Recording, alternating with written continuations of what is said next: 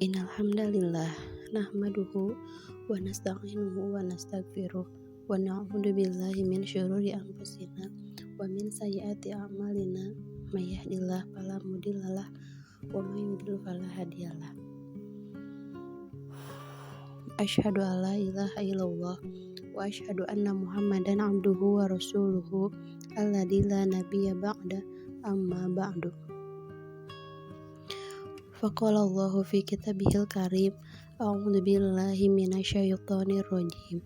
Bismillahirrahmanirrahim. Qul huwallahu ahad.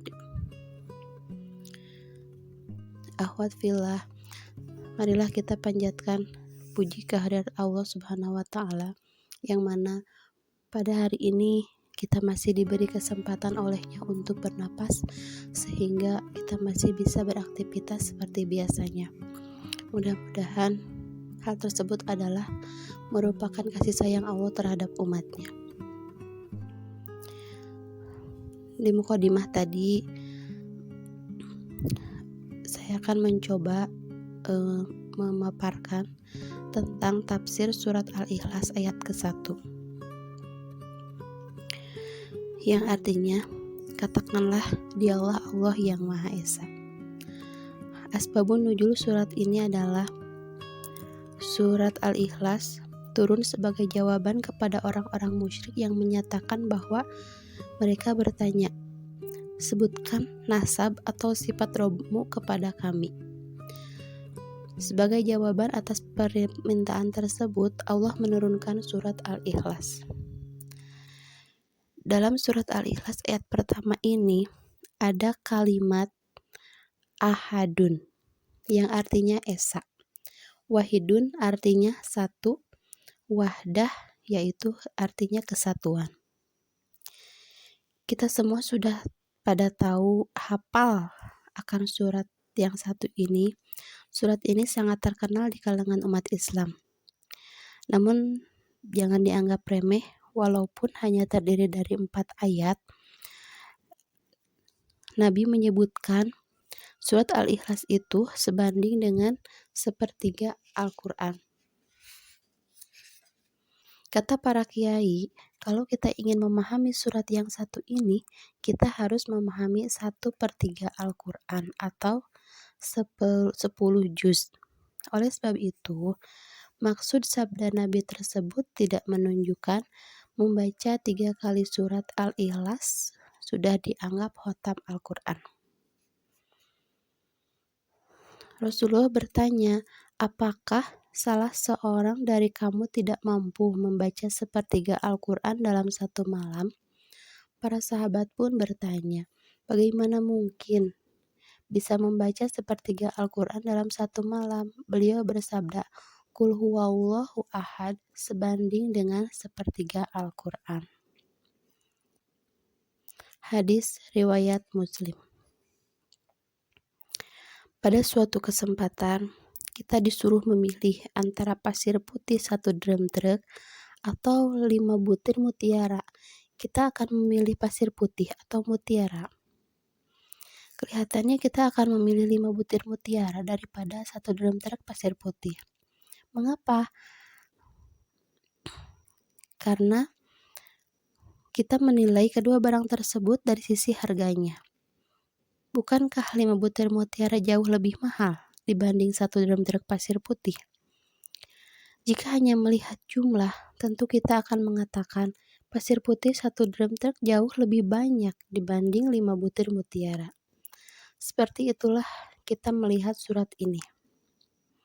Walaupun jumlah ayatnya hanya 4 ayat, namun isinya sangat bernilai. Oleh karena itu, kita jangan sekali-kali menganggap remeh terhadap surat Al-Ikhlas ini. Surat Al-Ikhlas ini memiliki nama lain yaitu Al-Mushkos yang mengandung arti kudis, yang berjatuhan dari tubuh unta sebagai pertanda si unta sudah sembuh dari sakit kudisnya. Apa yang akan kita rasakan pada suatu hari bertemu dengan anak kecil yang kepala dan sekujur tubuhnya dipenuhi oleh koreng, penyakit panu, kurap, dan gatal jamur. Pasti kita akan merasa jijik melihatnya. Wajarlah kita merasa jijik, karena penyakit semacam itu menempel di tubuh bagian luar seseorang. Tentu kita akan merasa jijik. Jika tubuh manusia terkena penyakit kudis dan gatal jamur, keyakinan manusia pada Allah pun terkadang terkena penyakit tersebut. Penyakit kudis yang menempel pada keyakinan yaitu ada musyrik.